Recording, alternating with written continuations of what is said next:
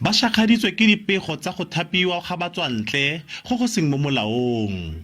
Maloko ano a mokgatlo wa Tshwane Bahlali Dudula ba re bontsi jwa badiri mo setheong seno ke batswantle. Ba latofatsa Lion Match mo eRosslyn ka go gogela morao tshwetso ya go thapa maAfrika Borwa a 120. The stat is 76,000 of foreign nationals within all these companies that are in eRosslyn today as we speak. We have that. We have conscientized the Home Affairs, the immigrations and everybody that here's the stats. We know even the companies by names. Come and intervene. Molaotheo wa naga o letla fela matswantle a nang le kitso le bokgoni jo bo feteletseng go thapiwa.